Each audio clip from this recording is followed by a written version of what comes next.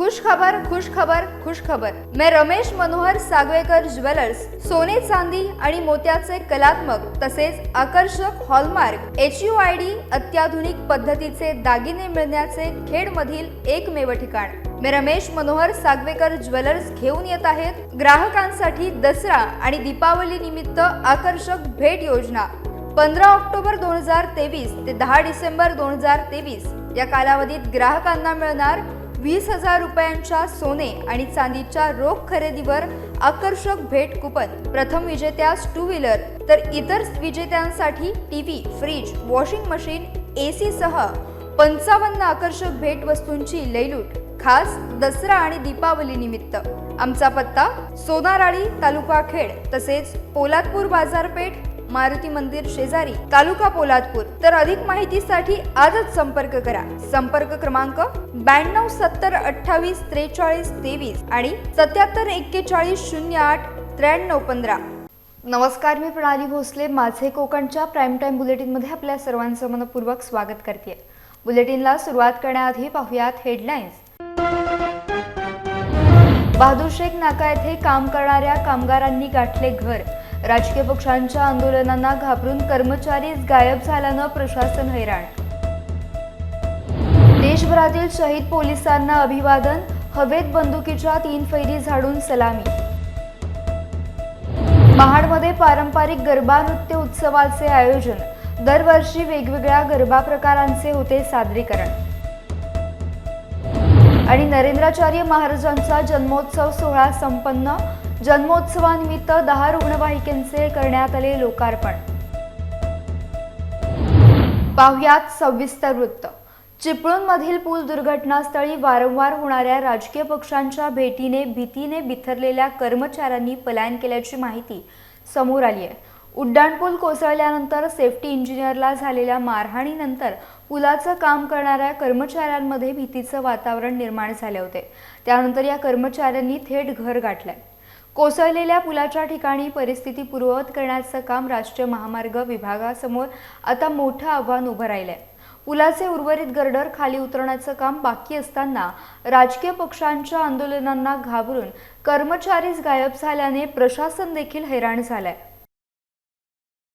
महाराष्ट्रात अनेक ठिकाणी MD ड्रग्ज या मादक पदार्थांचे उत्पादन करणाऱ्या कारखान्यांना उद्ध्वस्त केल्यानंतर पोलीस प्रशासनाने आता आपलं लक्ष MD ड्रग्ज विकणाऱ्यांकडे वळवलंय। अशाच एका कारवाईत भिवंडी शहरात एका व्यक्तीस शांतीनगर पोलिसांनी ताब्यात घेऊन त्याच्या जवळून 110 ग्रॅम वजनाचे MD ड्रग्ज पावडर जप्त केली आहे। हिमांशु दीपेंद्र सिंग वय वर्ष 26 राहणार न्यू कणेरी पद्मानगर असे अटक केलेल्या आरोपीचे नाव आहे। पोलीस सूत्रांनी दिलेल्या माहितीनुसार एक संशयित व्यक्ती MD ड्रग्ज हा मादक पदार्थ स्वतःजवळ बाळगून विक्री करण्याकरिता भादवड पाईपलाईन परिसरात येणार असल्याची माहिती पोलिसांना बातमीदारामार्फत मिळाली होती।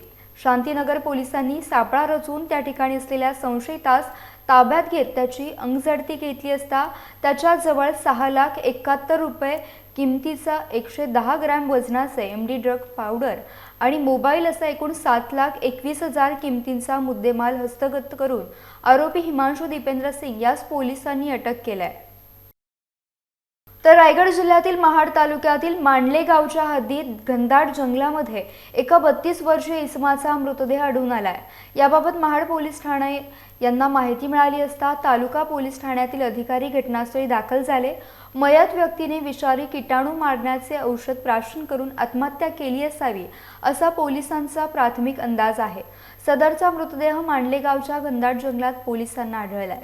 याबाबत महाड तालुका पोलीस या मृत्यूचा सखोल तपास करीत असून या मृत्यूची महाड तालुका पोलीस स्टेशनमध्ये आकस्मिक मृत्यू अशी नोंद करण्यात आली असून सदरचा मृतदेह शवविच्छेदनाकरिता ग्रामीण रुग्णालय येथे पाठवण्यात आला आहे। रोहा नगर परिषदेच्या दहावीर मार्केट समोरून मोठे गटार करण्यात आले आहे। या उघड्या गटारात वयोवृद्ध आदिवासी महिला पडण्याची घटना घडली होती। तिला नागरिकांनी सुखरूप बाहेर काढलं। पत्रकारांना ही माहिती शिवसेना ठाकरे गटाचे कार्यकर्ते आणि समाजसेवक बिलाल अकबर मोरबेकर यांनी दिली। या गटाराजवळ अनेक जण मजुरीसाठी उभे असतात, त्यामुळे मोठी दुर्घटना घडण्याची भीती बिलाल मोरबेकर यांनी व्यक्त करून गटारावर जाळी बसवण्याची मागणी केली। त्याचा अर्ज देखील रोहा नगर परिषदेकडे 18 ऑक्टोबर रोजी देण्यात आला।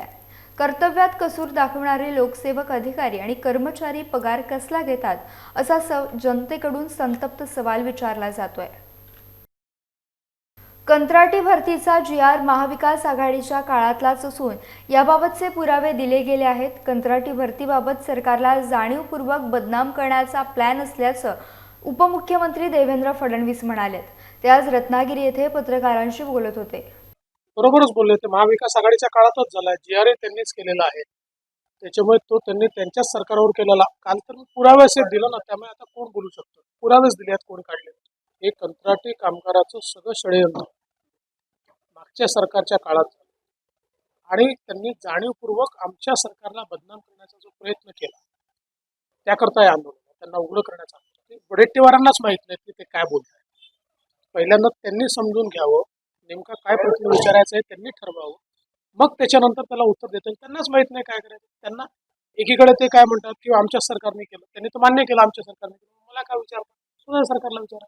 रत्नागिरी जिल्हाधिकारी कार्यालयाबाहेर भारतीय जनता पार्टीच्या कार्यकर्त्यांनी महाविकास आघाडीचा निषेध करत हातामध्ये बॅनर घेऊन घोषणाबाजी केली। महाविकास आघाडीतील प्रमुख नेत्यांची नावं घेऊन घोषणा देण्यात येत होत्या।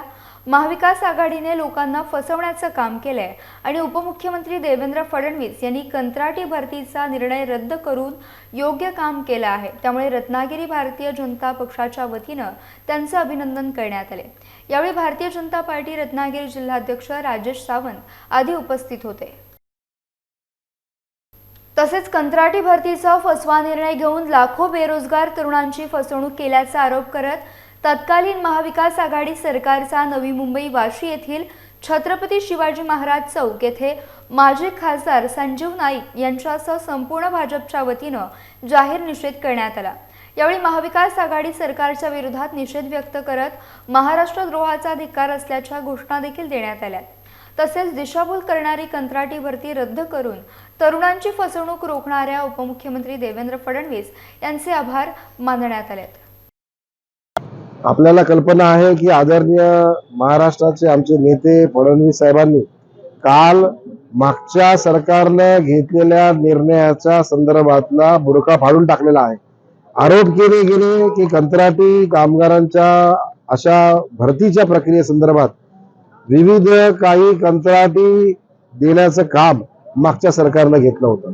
परंतु तुम्हाला कल्पना असेल की या ठिकाणी आज आपल्या सर्वांच्या मग ते मागच्या सरकारने घेतलेलं कॅबिनेट, मागच्या सरकारने घेतलेल्या विविध गोष्टींच्या संदर्भातले निर्णय हे या ठिकाणी विविध कंत्राटी कामगारांच्या अनुषंगाने घेण्याचा प्रयत्न या सरकारच्या माध्यमातून हाणून पाडलेला आहे।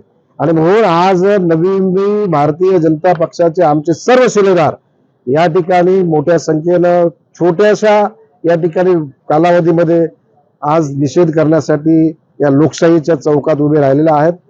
देशभरात कर्तव्य बजावत असताना धारातीर्थी पडलेल्या पोलीस दलातील अधिकारी आणि अंमलदारांना पालकमंत्री उदय सामंत यांनी स्मृतिस्तंभाला पुष्पचक्र वाहून श्रद्धांजली वाहिली। हवेत बंदुकीच्या 3 फैरी झाडून आणि अंतिम बिगुल वाजवून पोलीस दलाकडून शहीदांना सलामी देण्यात आली।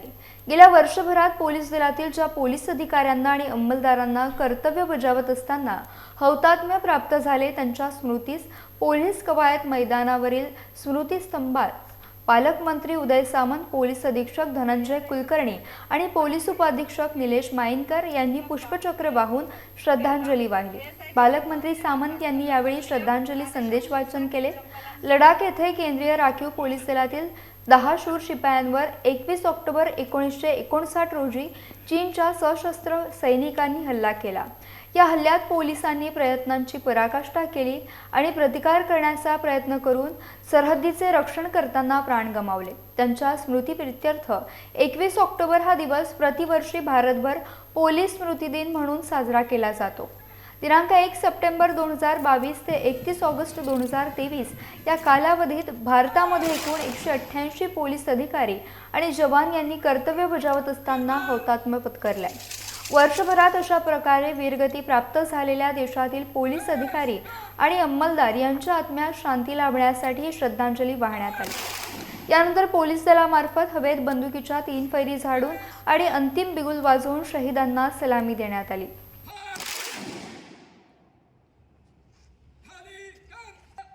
हॉस्पिटल या ठिकाणी केंद्रीय राखीव पोलीस दलातील 10 शूर शिपायांवर दिनांक 21 ऑक्टोबर 1959 रोजी चीनच्या सशस्त्र सैनिकांनी हल्ला केला। या हल्ल्यात पोलिसांनी प्रयत्नांची पराकाष्ठा केली व प्रतिकार करण्याचा प्रयत्न करून सरहद्दीचे संरक्षण करताना प्राण गमावला।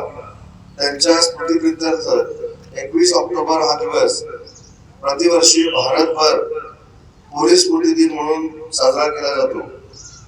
दिनांक 1/9/2022 ते दिनांक 31/8/2023 या कालावधीत भारतामध्ये एकूण 188 पोलीस अधिकारी व जवान यांनी कर्तव्य बजावत असताना हुतात्मे पत्करले। कर्तव्य बजावत असताना प्राणार्पण केलेल्या देशातील सर्व हुतात्म्यांना या ठिकाणी श्रद्धांजली वाहिली जाणार आहे। वर्षभरात अशा प्रकारे वीरगती प्राप्त झालेल्या देशातील पोलीस अधिकारी व अंमलदार यांच्या आत्म्यास शांती लाभो म्हणून मी त्यांना भावपूर्ण श्रद्धांजली अर्पण करतो। तळा तालुक्यातील माझगाव येथे प्रमोद महाजन ग्रामीण उद्योजकता कौशल्य विकास केंद्राचे उद्घाटन प्रधानमंत्री नरेंद्र मोदी यांच्या प्रमुख उपस्थितीत ऑनलाईन पद्धतीने करण्यात आले। राष्ट्रीय कौशल्य विकास महामंडळ या केंद्र पुरस्कृत संस्थेअंतर्गत right to education private limited Pune आणि key of success education society Raigad यांच्यातर्फे व्यावसायिक प्रशिक्षण कार्यक्रम संपन्न झाला। या प्रसंगी प्रकल्प संचालक प्रियदर्शनी मोरे, तळा तहसीलदार स्वाती पाटील, समन्वयक संकेत नाकर्केकर यांसह तालुक्यातील सर्व माध्यमिक, उच्च माध्यमिक शाळा, पालकवर्ग, प्रशासकीय अधिकारी, प्राचार्य, शिक्षक वर्ग उपस्थित होते। या कार्यक्रमाचा 21 शैक्षणिक संस्थांमार्फत 898 विद्यार्थ्यांनी लाभ घेतला आहे। तळा तालुक्यात यावर्षी 1550 हेक्टर क्षेत्रावरती भाताची लागवड करण्यात आली। यावर्षी मागील वर्षाच्या तुलनेत भाताचे उत्पादन वाढणार असल्याचं कृषी तज्ज्ञांकडून सांगितलं जात आहे। तालुक्यात भाताचे सरासरी क्षेत्र हे 2340 हेक्टर असून यावर्षी 1550 हेक्टर क्षेत्रावर भाताची लागवड करण्यात आली आहे। त्यातून प्राप्त होणारे भाताचे उत्पन्न हे 5850 क्विंटल अपेक्षित आहे। यावर्षी कृषी विभागाकडून रत्नागिरी 8 या सुधारित जास्त उत्पादन देणाऱ्या बियाण्यांचे 100% अनुदानावरती 10 हेक्टर क्षेत्रासाठी वाटप करण्यात आले आहे। तसेच लाल भात, काळा भात आणि बासमती यांची तालुक्यात 10 ते 15 हेक्टरवर लागवड करण्यात आली आहे। याचे उत्पादन हेक्टरी 35 ते 40 क्विंटल येणे अपेक्षित असल्याचं कृषी विभागाकडून सांगण्यात आलंय।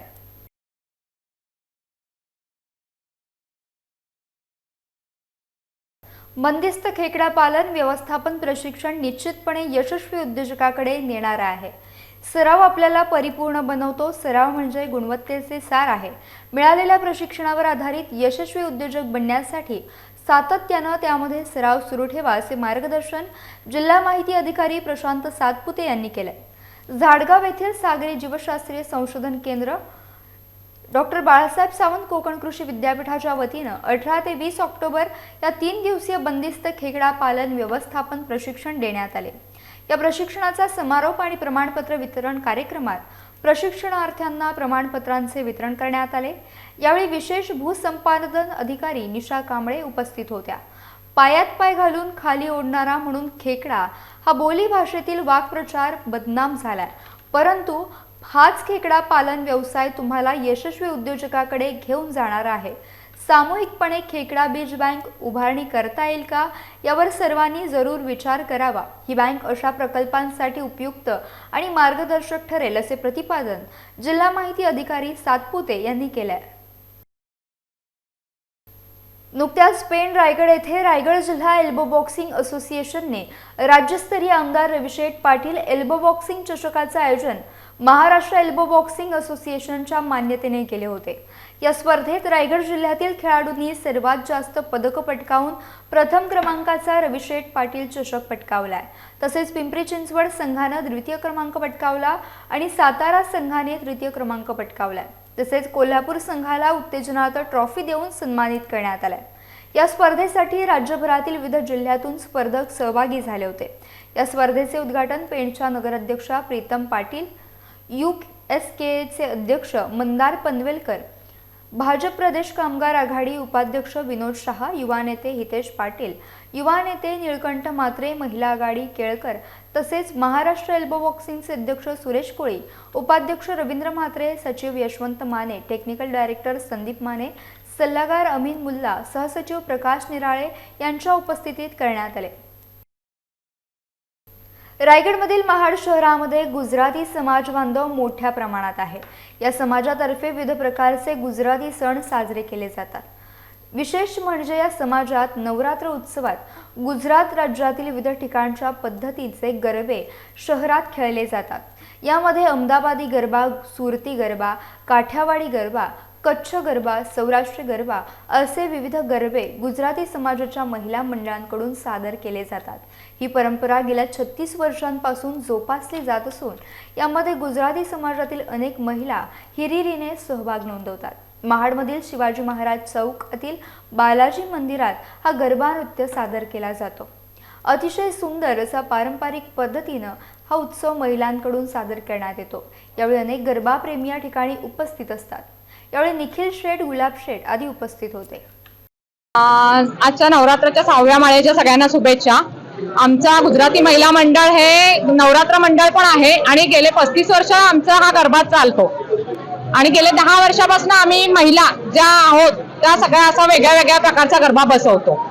आमच्या मंडळाकडनं सगळे ट्रॅडिशनल म्हणजे हिंदोळा, गरबा असे वेगळे सण साजरे केले जातात आणि आम्ही दरवर्षी वेगळ्या प्रकारे गरबा नृत्य पण करतो। आणि मी गेले काही वर्ष गरबा शिकवते आणि गरबा बसवते पण। दरवर्षी सालाप्रमाणे यंदाही आम्ही बालाजी मंदिरात गुजर समाजाचा गरबा बसवलेला आहे, इसानिमा सखी मंडळाचा।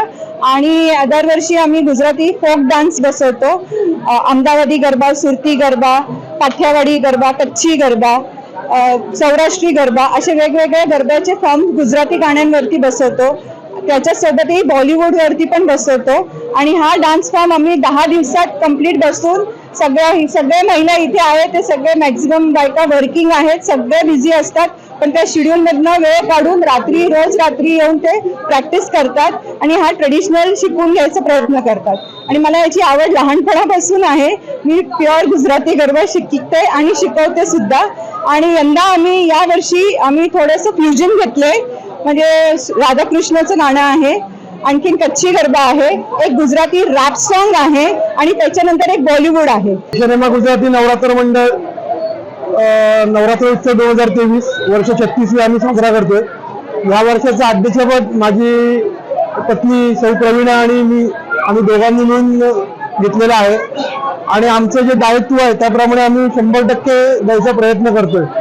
अतिशय पारंपरिकरित्या ते गरबा खेळला जातो, हाताचे गरबे खेळले जातात, देवीची मनोकामना पूजा होते, त्यानंतर देवीची आरती ही तोंडी वाद्यांवर बोलली जाते आणि गेले 36 वर्ष अविरतपणे आम्ही सेवा करत आहोत। आणि महाडमधील अतिशय प्राचीन तसा म्हणता येईल आणि सर्व लोकांमध्ये आवडलेला असा गरबा आहे आणि शिवाजी चौक महाडच्या मध्यवर्ती ठिकाणी होत असल्यामुळे सर्व लोकांना येथे गरबा बघायची संधी मिळते। 1987 ला चालू केला, आम्ही 2 मैत्रिणींनी मिळून केला। तेव्हा आम्हाला प्रदीप शेठ यांनी खूप सपोर्ट केला। भरपूर लाईटची वगैरे सोय तेव्हा नव्हती, ती त्यांनी आम्हाला मिळवून दिली आणि परवानगी काढून दिली आणि आम्ही मुंदडांकडे जाऊन त्यांच्या ह्या मंदिराची परवानगी मागितली। हे छोटंसं वटवृक्षामध्ये आमचा समाज बांधवांनी आम्हाला सपोर्ट केला, माझ्या घरच्या सासरच्या लोकांनी सपोर्ट केला, म्हणून आम्ही इथपर्यंत येऊन पोहोचलो आणि देवाचं पूर्ण पावित्र्य राखून एकूण एक कार्यक्रम आम्ही साजरे करतो। आज पूर्ण 36 वर्ष झाली।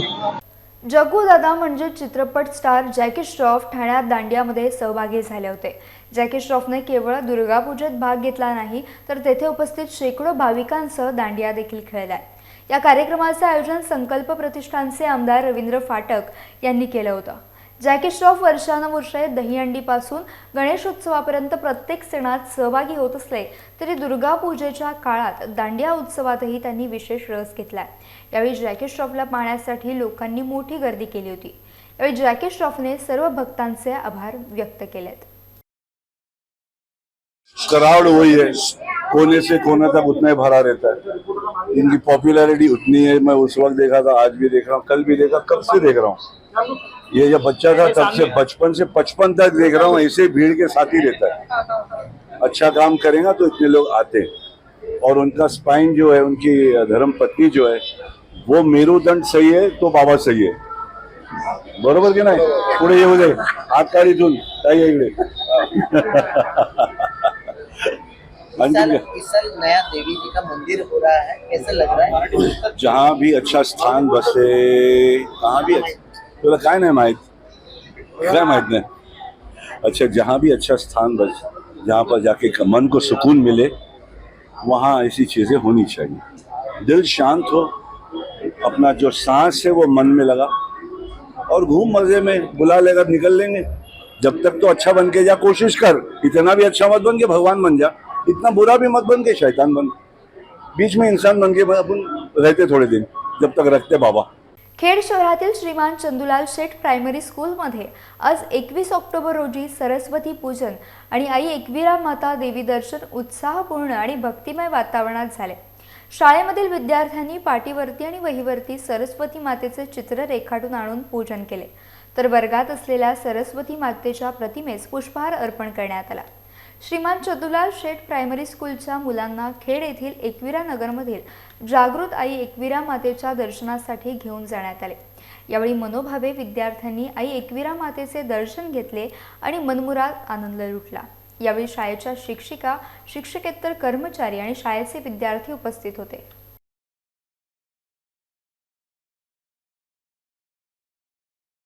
लायन्स क्लब ऑफ खेड सिटीच्या वतीने माजी अध्यक्ष ओंकार गोंदकर यांच्या संकल्पनेतून आणि सहकार्याने खोंडे भडगाव जिल्हा परिषद शाळेतील 50 विद्यार्थ्यांना प्रायव्हेट स्कूलच्या विद्यार्थ्यांप्रमाणे आय कार्ड बनवून देण्यात आले.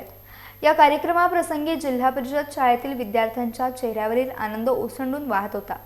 शाळा व्यवस्थापन कमिटीने लायन्स क्लब खेड सिटीच्या स्तुत्य उपक्रमाबद्दल आणि लायन्स क्लब जनमानसात करत असलेल्या अशा विविध सेवाभावी कार्याचं कौतुक केलंय. या कार्यक्रमास क्लबचे अध्यक्ष रोहन विचारे, सचिव सुरेश चिकणे, माजी अध्यक्ष ओंकार गोंदकर, मुख्याध्यापक पडवेकर सर, शिक्षक वर्ग आणि ग्रामस्थ मोठ्या संख्येने उपस्थित होते. श्री क्षेत्र नाणीजधाम येथील जगद्गुरू रामानंदाचार्य नरेंद्राचार्य महाराज यांचा जन्मोत्सव सोहळा 21 ऑक्टोबर रोजी मोठ्या उत्साहात आणि विविध उपक्रमांनी साजरा करण्यात आला. दरम्यान जगद्गुरू नरेंद्राचार्य महाराज यांच्या वाढदिवसानिमित्त अनेक धार्मिक कार्यक्रमांचे आयोजन करण्यात आले होते. यावेळी नाशिक, परभणी आणि मुंबई येथून ग्लोबल वॉर्मिंगचा संदेश देत वसुंधरा दिंड्या निघाल्या. त्या जन्मोत्सवादिनी नाणीज येथे 21 ऑक्टोबरला सुंदरगडावर पोहोचल्या.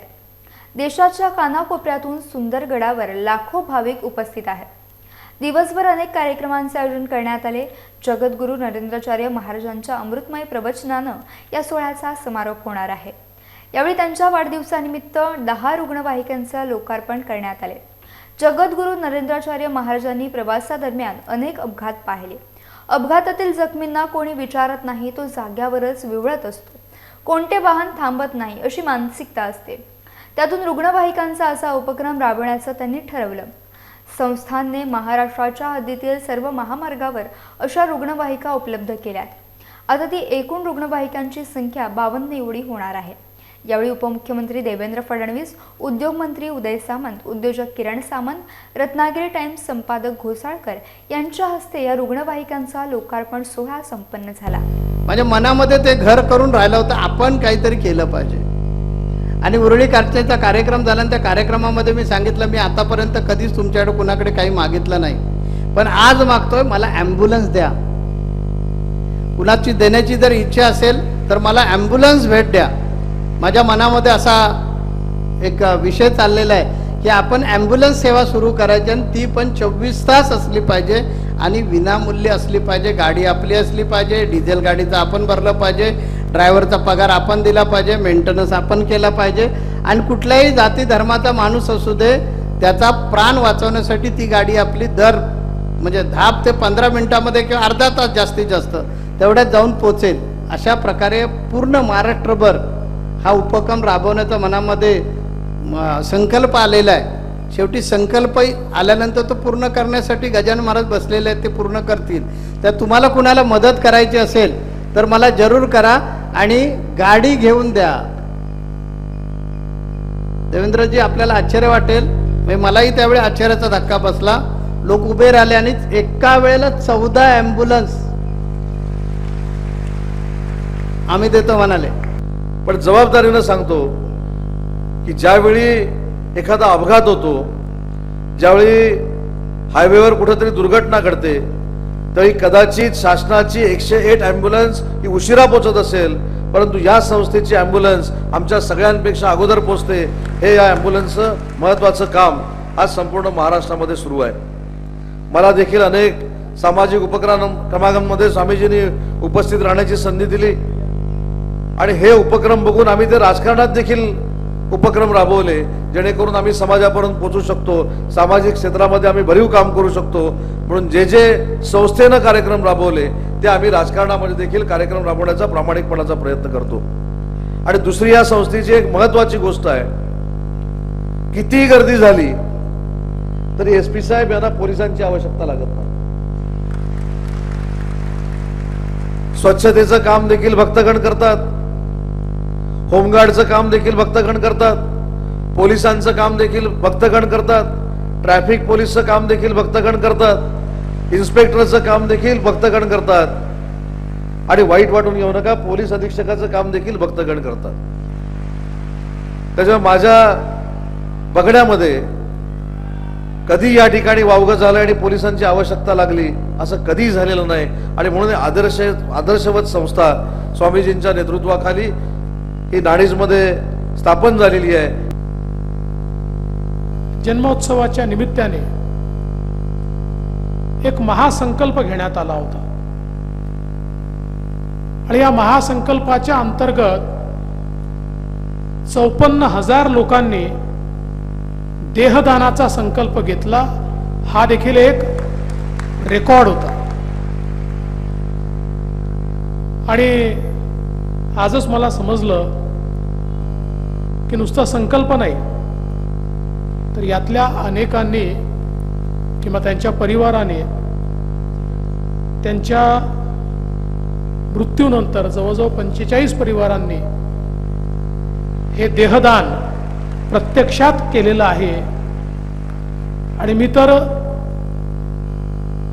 या ठिकाणी जगद्गुरूंना विनंती करेन की देहदानापेक्षा मोठं दान तर असूच शकत नाही, पण त्याच वेळी अनेक वेळा अंतिम संस्काराच्या निमित्ताने काही लोकांमध्ये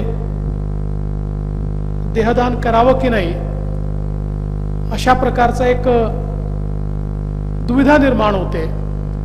आणि म्हणून देहदानासोबत अवयवदानाची चळवळ देखील महाराज आपण जर चालवली तर मला असं वाटतं की अनेक अंधांना डोळे मिळू शकतील आणि अनेकांना विविध अवयवदानांच्या माध्यमातून त्या ठिकाणी योग्य प्रकारची सुविधा आणि व्यवस्था मिळू शकेल.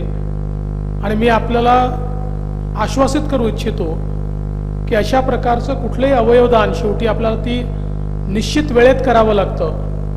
आपल्या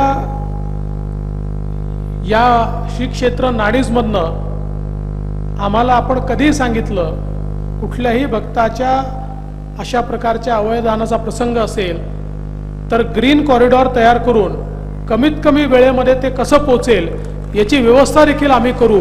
यासह बुलेटिनमध्ये वेळ झाली इथेच थांबण्याची. भेटूयात नवीन बुलेटिनसह. तोपर्यंत तुम्ही कुठेही जाऊ नका. पाहत रहा फक्त माझे कोकण.